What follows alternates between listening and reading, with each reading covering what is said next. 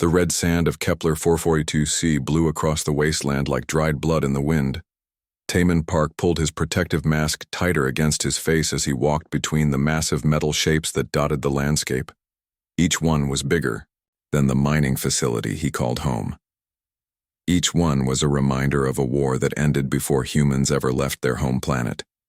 The locals called them Hadak, war beasts, killing machines built by the Veltari Empire 300 years ago. Now, they were just scrap metal and bad memories scattered across a dozen worlds. Taman kicked at a piece of twisted armor plating. It was black as space and twice as thick as his arm. Whatever had killed these machines had hit them hard. Very hard. He worked for the Terran Reclamation Corps. His job was simple. Find useful technology, strip it down, send it back to Earth. The pay was good and the work kept him busy. Most days he did not think about why he had left Earth. Most days he did not think about the family that no longer spoke to him. Today was different. His scanner beeped as he climbed over a ridge of broken stone. The sound made him stop. The reading on the small screen made his heart beat faster. Whatever was ahead was big, much bigger than anything they had found before. Taman moved carefully down the slope. The red sun cast long shadows between the rocks. His boots crunched on crystal formations that grew wild across this part of the planet. The mining company said the crystals were worth good money. Taman thought they looked like frozen tears. When he reached the bottom of the valley, he saw it. The Hadak stood like a metal mountain against the bloody sky. It was taller than the office buildings back on Earth, taller than the mining towers. Its armor was black and smooth except where battle damage had torn great wounds in its sides. Green fluid that might once have been its blood had dried into crystal formations around its feet. But it was the stains that made Taman stop breathing for a moment. Dark red marks covered the machine from head to foot. Some were smears. Others were handprints. All of them were the wrong color to be from any machine. This thing had been painted with the blood of living beings. A lot of living beings. Taman activated his comm unit. The device crackled with static before connecting. "Base, this is Park. I found something big." The voice of So Young Kim came back scratchy and distant. "Define big, Park. We have quotas to meet." "I mean really big, Chief. A complete Hadak. Maybe 200 meters tall. Intact neural housing, intact weapon systems. This thing could fund our operation for the next 5 years." Silence on the comm. Then, "Are you sure it's dead?" Taman looked up at the massive head of the war beast. Its eyes were dark, empty. No light had shone from them for centuries. "Dead as a doornail, Chief. This one's been down since before humans left the solar system." "Any signs of Class X hazards?" Taman checked his radiation detector. Clean. His bioscanner showed no active organic compounds. His EM field reader was quiet. "All clear. Just a big pile of very expensive scrap." "Good. Set up a perimeter beacon and start your preliminary survey. I'm sending Dr. Lee to back you up. Do not, and I mean do not, attempt to access any internal systems until we have a full team on site." "Copy that, Chief." Taman switched off the comm and looked up at the war beast again. Even dead, it was impressive. The Veltari had built these things to be more than machines. They were supposed to be partners, extensions of their pilots' minds and bodies, living weapons that could think and feel and hate. According to the history files, each Hadak was unique. They grew and changed based on their pilot's personality. Some became patient hunters. Others became berserkers that killed everything in their path. A few became something close to artists of destruction, finding beautiful ways to end life. This one was different, though. Taman could feel it even from a distance. There was something wrong with the proportions. The head was too large. The arms were built for precision work rather than simple destruction. And the blood stains were wrong too. They were not splattered on like spray from a weapon. They had been applied carefully, deliberately, like war paint or mourning marks. Taman set up his survey equipment in a rough circle around the Hadak's feet. The perimeter beacons would keep scavengers away and mark the site for the recovery team. His scanner began mapping the machine's external structure, while his camera recorded everything for the preliminary report. As he worked, he noticed details that made him more curious. The machine's feet were not built like the others he had seen. Most Hadak had clawed appendages designed to grip terrain during combat. This one had almost human-like feet with individual toes. The hands were the same way, built for fine manipulation rather than just grabbing and crushing. When he reached the machine's back, Taman found something that made him stop working entirely. Words. Carved into the armor plating in the flowing script of the Veltari language. Taman's translator struggled with the archaic text, but slowly the meaning became clear. I am sorry. Forgive me. I could not stop myself. I could not stop him. We are both monsters now. Below the words was a symbol that Taman recognized from his xenoarchaeology training. It was the mark of the Veltari military caste. The sign of a commander, but it had been carved upside down. In Veltari culture, that meant shame, disgrace, a rejection of everything the symbol represented. Taman stepped back and looked at the war beast with new eyes. This was not just another abandoned weapon. This was a grave marker, a monument to something that had gone very wrong during the final days of the Veltari Empire. His comm unit crackled to life. Park, this is Dr. Lee. I'm about 20 minutes from your position. What's the status on that Hadak? Stable, Doc. But I think we might want to be extra careful with this one. I'm finding some unusual modifications. What kind of modifications? Taman looked up at the machine's dark face. For just a moment, he thought he saw something flicker behind the empty eye sockets. Just a trick of the light reflecting off his equipment. The kind that might explain why the Veltari disappeared, Doc. The kind that might explain why they left these things behind instead of taking them home. When Dr. Hyunwoo Lee arrived, he found Taman sitting in the shade of the Hadak's leg, staring up at its face with the expression of a man trying to solve a puzzle that might be bigger than he was ready for. The war beast stood silent above them both, keeping its secrets in the growing darkness of the alien sunset. Dr. Hyunwoo Lee arrived at the dig site with enough scientific equipment to study a small moon. The xenobiologist was known throughout the Terran Reclamation Corps for his careful methods and his ability to read alien technology like others, read books. When he saw the massive Hadak for the first time, he stopped walking and just stared. Mother of Earth, he whispered. That thing is beautiful. Taman looked up from his survey equipment. Beautiful was not the word he would have chosen. Terrifying, maybe. Impressive, definitely. But beautiful? You have a strange idea of beauty, Doc. Dr. Lee walked around the base of the war beast with slow, careful steps. His scanner made soft beeping sounds as it recorded everything. Look at the engineering, Park. The way the joints connect. The balance of the design. This is not just a weapon, this is art. Art covered in dried blood. Yes, that too. Dr. Lee stopped at a section where the armor plating had been damaged. Through the gap, they could see cables and tubes that looked more organic than mechanical. The Veltari were masters of biomechanical fusion. They grew their technology as much as they built it. Taman joined the doctor at the opening. Inside the machine, he could see what looked like nerves made of metal and veins filled with some kind of glowing fluid. Even after 300 years, parts of the system still pulsed with faint light. Is it alive? Define alive, Dr. Lee said. He pulled out a more sensitive scanner and aimed it at the opening. The bioneural cortex is showing minimal activity. Basic maintenance functions only, like a brain in a coma. But it could wake up? Dr. Lee frowned at his readings. Theoretically, yes, but it would need a pilot. The Hadak were designed to bond with Veltari neural patterns. Without that connection, they are just very large paperweights. Over the next 3 days, Dr. Lee set up a research station in the shadow of the war beast. Taman was supposed to continue his survey work, but he found himself drawn back to the machine again and again. There was something about it that felt different from the other Hadak wrecks he had seen. On the 4th day, So Young Kim arrived with a full recovery team.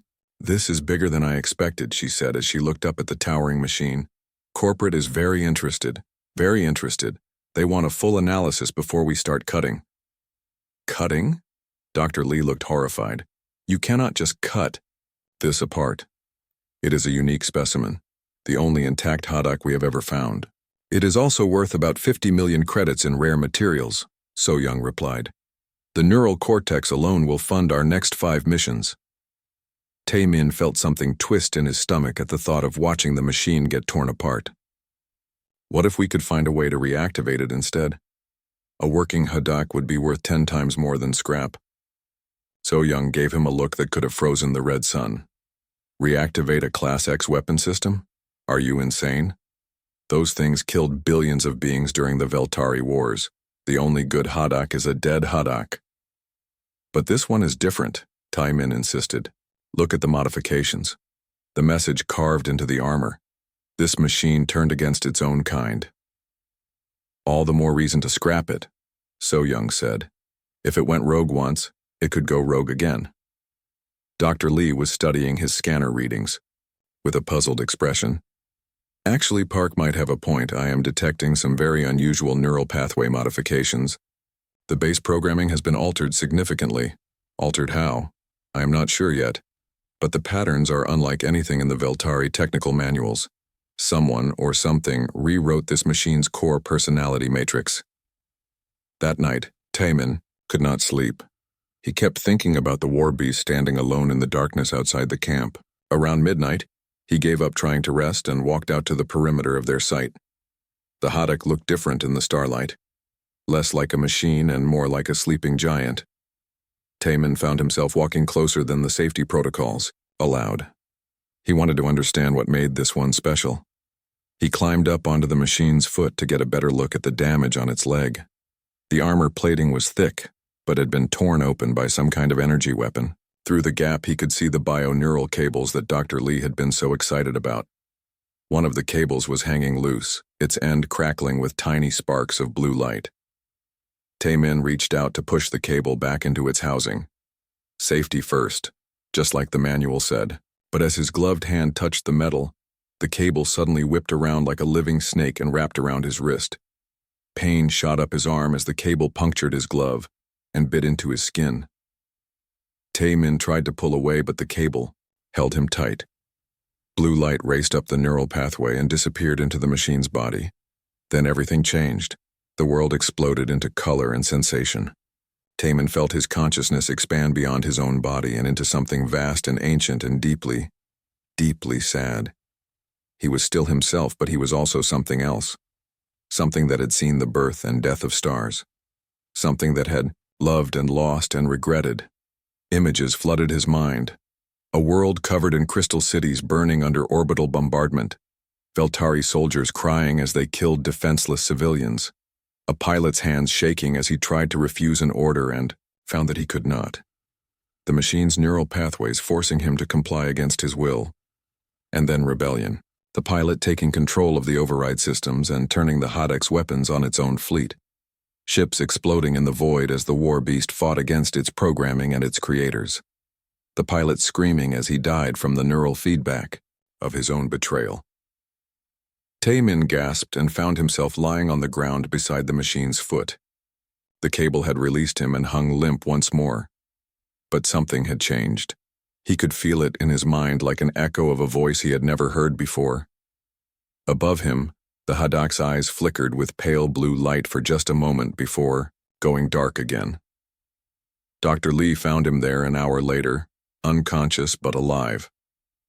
When Tae-min woke up in the medical tent, the first thing he did was look toward the war beast.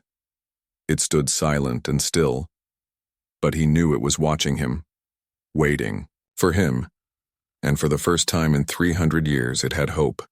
Word spread through the mining camp like wildfire.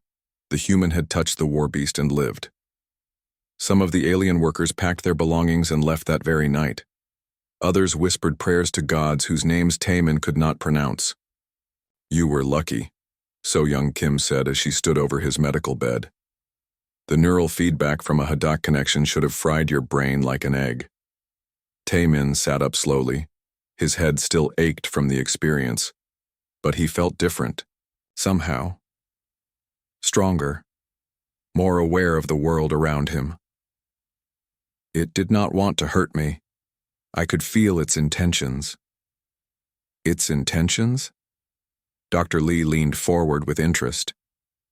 You mean the machine was communicating with you? Not with words, with feelings, images. It was trying to show me something important. So Young crossed her arms. What kind of something?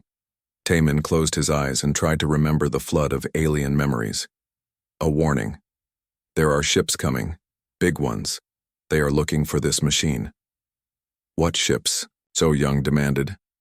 Before Taemin could answer, the camp's alarm system began to wail. Emergency lights flashed red across the medical tent.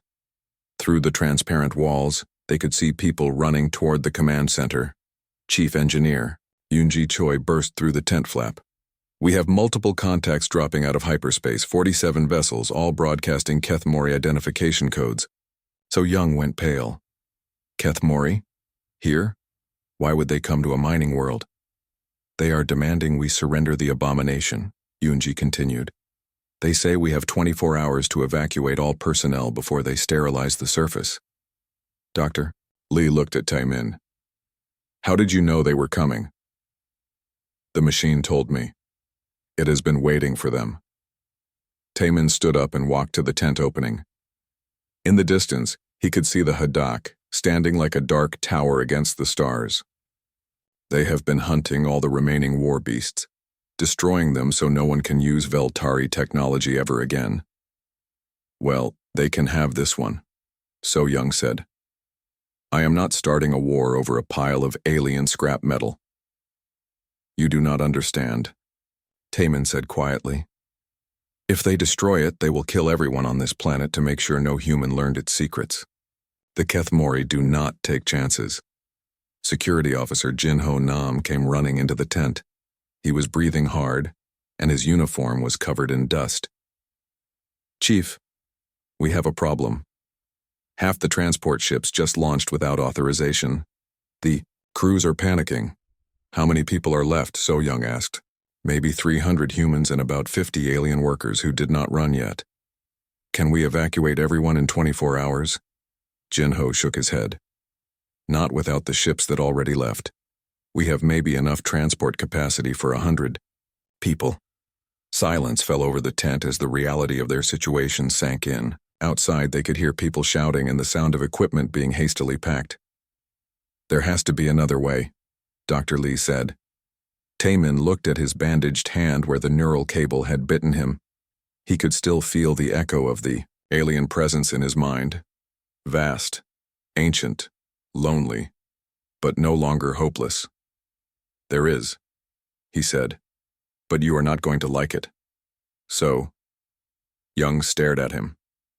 You are not seriously thinking about trying to activate that thing. Why not? It worked with me before. Maybe I can control it. Control it? Yoonji laughed bitterly. Park, that machine was built to level cities. One mistake and it will turn us all into paste. The pilot who died in that machine turned it against its own people to save innocent lives, Taemin said. Maybe it learned something from that sacrifice. Maybe it wants to protect instead of destroy. Dr. Lee pulled out his scanner and checked the readings from their camp. The Hadak's bio-neural activity has increased by 300% since your contact. Its power systems are coming online. Whether we want it active or not, it is waking up. Through the tent walls, they could see lights beginning to flicker along the war beast's massive form. Blue radiance outlined its joints and weapon systems. For the first time in 3 centuries, the ancient machine was stirring to life. If it is going to wake up anyway, would you rather have it angry at us or working with us? Taemin asked. So Young looked around at her team. Jin-Ho was checking his sidearm, even though everyone knew personal weapons were useless against Keth Mori, battle armor. Yoonji was calculating evacuation times on her tablet and shaking her head at the numbers. Dr. Lee was staring at the Hadak with the fascination of a scientist watching evolution happen in real time. This is insane, So Young said finally. But staying here and waiting to die is more insane. What do you need? Taemin felt something stir in his mind. Not his own thoughts, but something older and sadder and infinitely patient. The machine was listening, waiting, ready to trust a human with power that could reshape worlds. I need to get inside its neural chamber. The connection has to be complete for the bond to work properly. And if it kills you? Taman looked up at the towering form of the Hadak. Its eyes were glowing now with steady blue light. Beautiful and terrible and alien beyond human understanding. But somehow familiar too, like a half-remembered dream. Then at least I will die, trying to save everyone else instead of running away. In the distance, the first Keth Mori shuttles were beginning their descent toward the planet's surface. The neural chamber was like walking into the heart of a sleeping god. Taman climbed through the opening in the Hadak's chest, following cables and conduits that pulsed with increasing light. The air inside smelled of ozone and something organic that reminded him of deep ocean currents. Dr. Lee's voice crackled through his comm unit. Neural activity is spiking across the entire system. Whatever you are doing in there, the machine likes it. Taman reached the central chamber and stopped breathing. The space was enormous, easily 50 meters across and carved from what looked like living crystal. Thousands of neural interfaces hung from the ceiling like the tentacles of some vast sea creature. At the center of it all was a chair that seemed grown rather than built, shaped perfectly for a being with Veltari proportions. "It is beautiful," he whispered. "What is beautiful?" So Young's voice came through the comm. "Talk to us, Park." The neural chamber. It looks like a cathedral made of light and dreams. Above him, the neural interfaces began to move. Slowly at first, then with increasing purpose. They reached toward him like the fingers of a giant hand, guided by an intelligence that had waited 3 centuries for this moment. Tamin sat down in the pilot's chair. It was too large for his human frame, but as soon as he made contact, the seat began to reshape itself around his body. The biomechanical systems recognized that he was different from their original pilot and started adapting to accommodate him. "Tamin," Dr. Lee's voice was urgent now. "I am reading massive power fluctuations. The machine is drawing energy from the planet's core. You need to establish neural contact quickly or the feedback could kill you." The first interface touched the base of Tamin's skull. Pain shot through his nervous system like liquid fire. His vision went white, then red, then colors that had no names. He could feel his consciousness being pulled apart and examined by something ancient and alien and infinitely curious.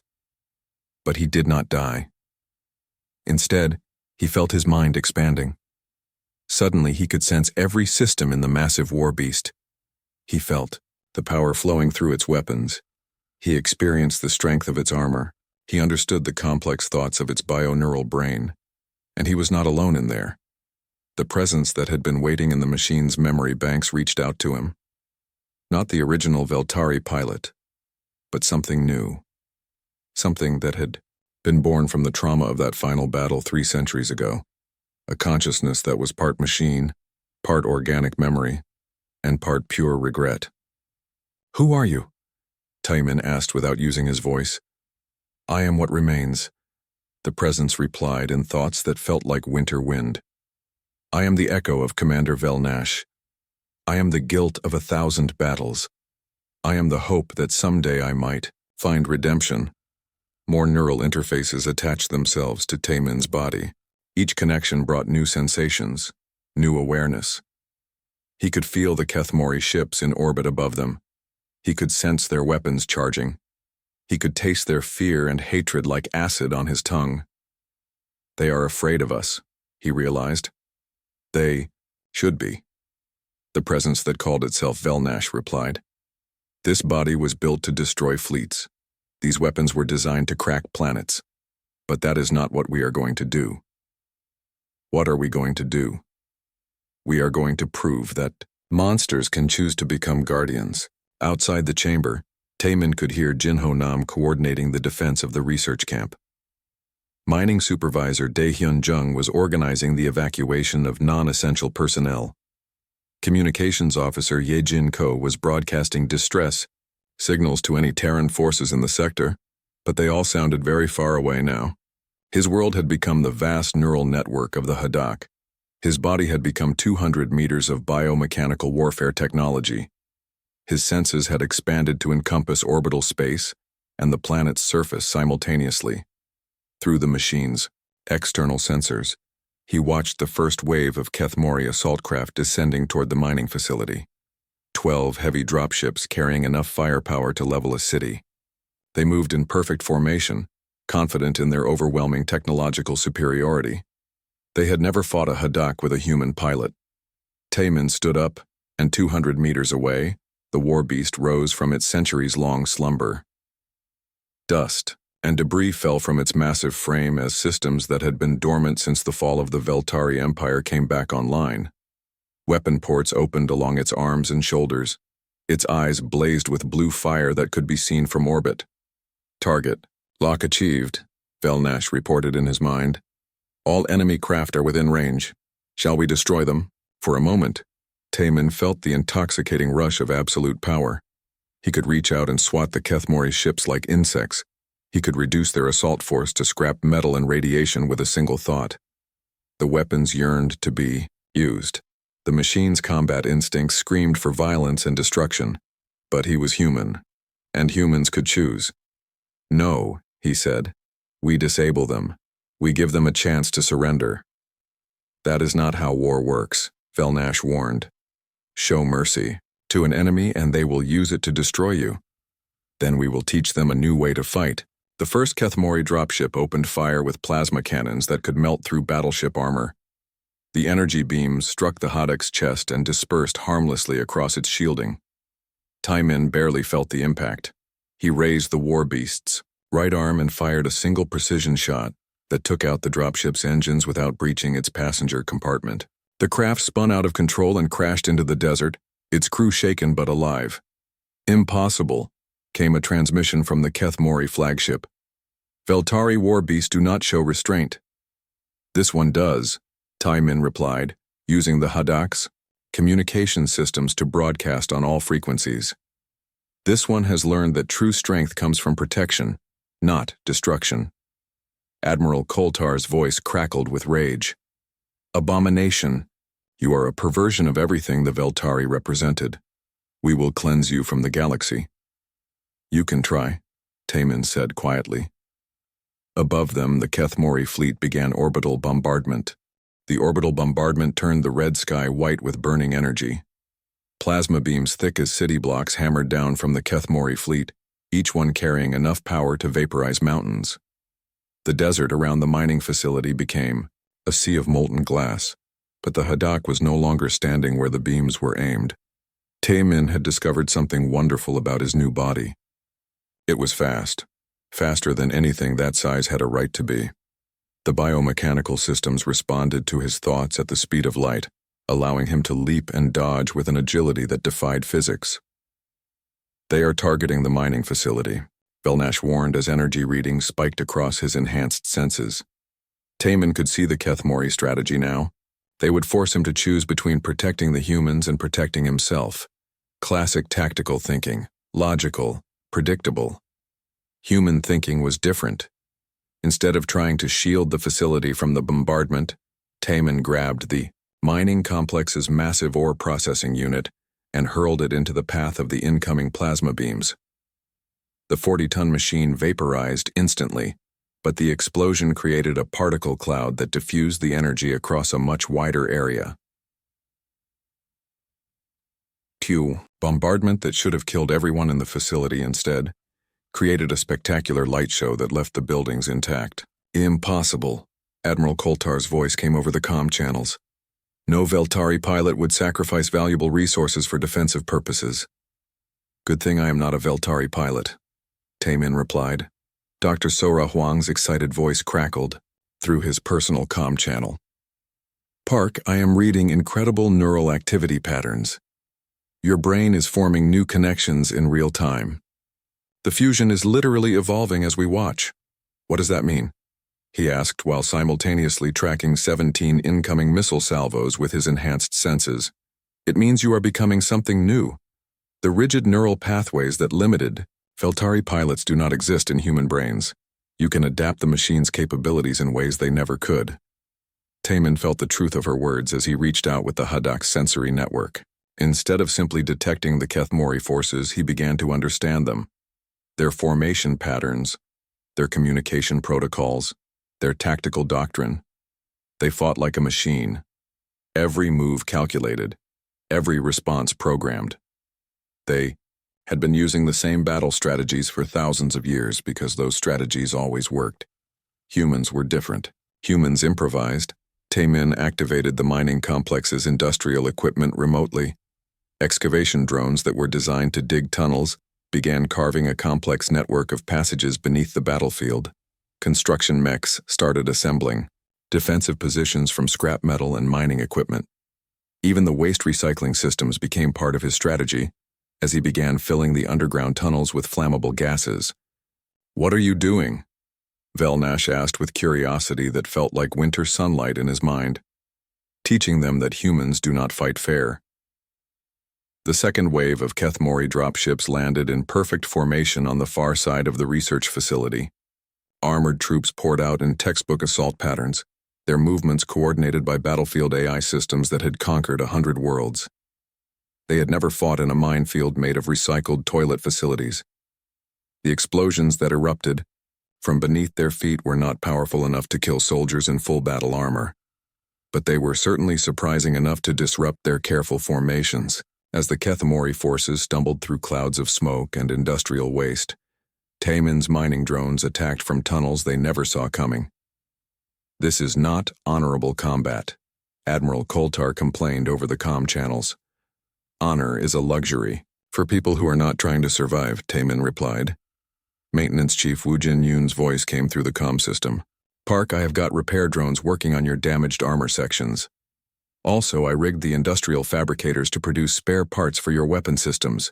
We can keep you running indefinitely as long as the power holds out." Medical Officer Soo Jin Han added her own report. "Your vital signs are stable but showing stress patterns I have never seen before. The neural integration is putting incredible demands on your human physiology." "How long can I keep this up?" Taemin asked while using the Hadak's precision weapons to disable Kethmori vehicles without killing their crews. "Unknown. The human brain is more adaptable than we thought, but there are limits. You are pushing evolutionary biology into uncharted territory." The battle continued through the day and into the night. Wave after wave of Kethmori forces landed on the planet's surface, each one expecting to face a traditional Veltari war machine. Instead, they found themselves fighting an opponent that used abandoned mining equipment as weapons, turned industrial accidents into tactical advantages, and somehow managed to disable their forces without committing the wholesale slaughter they had been trained to expect. By dawn, the Kethmori ground forces were in full retreat. Their casualties were minimal, but their morale was shattered. They had never encountered an enemy that fought to protect rather than to conquer. Admiral Koltar's flagship dropped into the planet's atmosphere like a falling star. The massive vessel was over 2 kilometers long and carried enough firepower to sterilize continents. Its weapons could crack the planet's crust and boil away the atmosphere. "Enough games, abomination," the Admiral's voice boomed across all frequencies. "Face me in single combat or watch this world burn." Taemin looked up at the descending warship through the Hadak's enhanced visual sensors. He could see the Admiral standing on the bridge, his face twisted with the kind of righteous fury that had driven his species to commit genocide across half the galaxy. "Velnash," he said to the presence in his mind, "are we strong enough to fight a ship that size? In a direct confrontation, no. But you have shown me that there are other ways to win a battle." Taemin felt something that might have been the ancient machine's version of a smile. "Then let us teach the galaxy that monsters can choose to become something better." The Hadak leaped into the sky, its biomechanical wings spreading wide as it rose to meet the enemy flagship in the thin atmosphere above Kepler 442c. The battle in the upper atmosphere was like nothing the galaxy had ever seen. Admiral Koltar's flagship fired weapons that could destroy moons, but Taemin danced between the energy beams with grace that defied the laws of physics.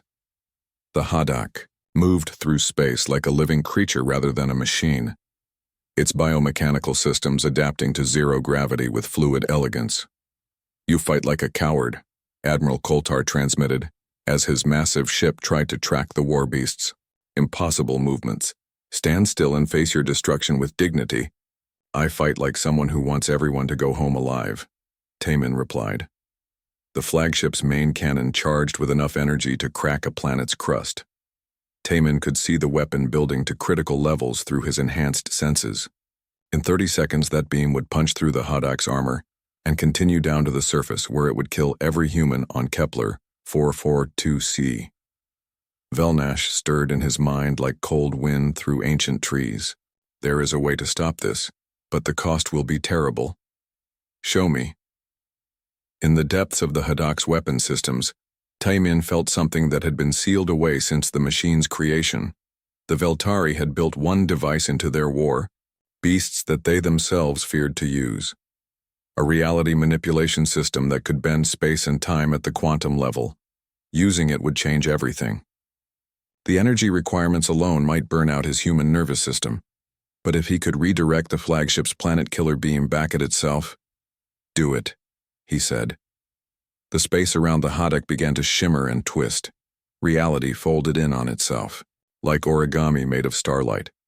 The flagship's devastating energy beam fired at the exact moment that Taemin activated the quantum redirector. For an instant, the beam seemed to hang in space, uncertain of which direction to travel. Then the redirected energy struck the flagship's main cannon just as it was beginning its second charging cycle. The explosion lit up half the solar system. When the light faded, Admiral Koltar's flagship was drifting powerless in space. Its weapons were offline, its engines were dead. But its crew was alive. Taemin opened a communication channel to all Kethmori vessels in the system. His voice, amplified by the Hadok's transmitters, reached every ship in the fleet. This is Taemin Park, pilot of the Hadok Velnash. I offer you all the same choice your admiral refused to give us. Surrender and face judgment according to galactic law, or leave this system and never threaten innocent people again. Silence filled the comm channels for long minutes. Then, one by one, the Kethmori ships began broadcasting surrender codes. Admiral Koltar's personal transmission came through last. This is not over, human. The galaxy will not accept your perversion of Veltari technology. They will hunt you to the ends of space. Let them try, Taemin said quietly. But they will find that we do not fight the way the Veltari did. We protect instead of conquer. We show mercy instead of cruelty. And we never give up on the idea that enemies can become friends.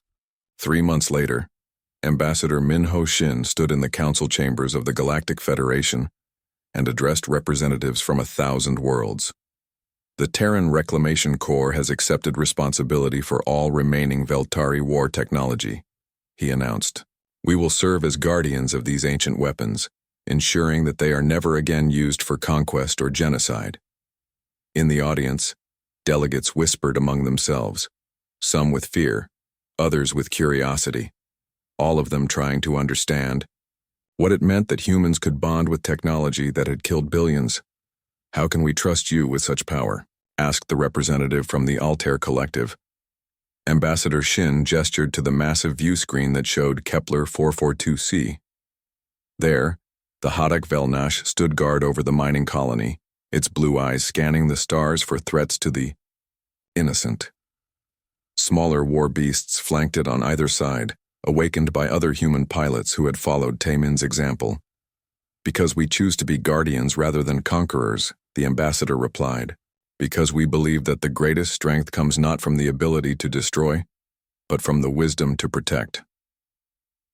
Research Director Ju-Wan Park's voice came through the comm system from his laboratory on Kepler 442c. We have successfully awakened 17 Hadok units across 12 worlds, each one bonded with human pilots who share the same commitment to defense rather than aggression. The neural fusion process has evolved with each new pilot, becoming safer and more stable. On the mining world, Taemin sat in the cockpit of his towering war machine and watched the sunset paint the desert sky in shades of gold and crimson. Through their neural link, he could feel Velnash's contentment. The ancient consciousness had found peace in their shared mission of protection. Contact detected in Sector 7, Velnash reported in his mind. Long-range sensors indicate a derelict vessel, possibly another Hadok. Taemin smiled and activated the war beast's propulsion systems. Then we better go wake it up. The galaxy can always use another guardian. As the Hadak rose into the star-filled sky, its blue light joined by the glow of its awakened brothers across the galaxy, Taemin reflected on how much had changed since that first day in the desert. He had been a simple salvage engineer looking for scrap metal. Now he was something new, something unprecedented, a bridge between human wisdom and alien power, a guardian who had chosen to protect rather than destroy, a symbol of hope in a galaxy that had seen too much war. Behind him, the mining colony slept peacefully under the protection of beings who had once been weapons of mass destruction. Above him, the stars shone with the promise of new worlds to protect and new guardians to awaken. The age of the Veltari Empire was over. The age of human guardians had begun, and in the vast silence between the stars, ancient war machines that had once known only hatred began to learn the meaning of love.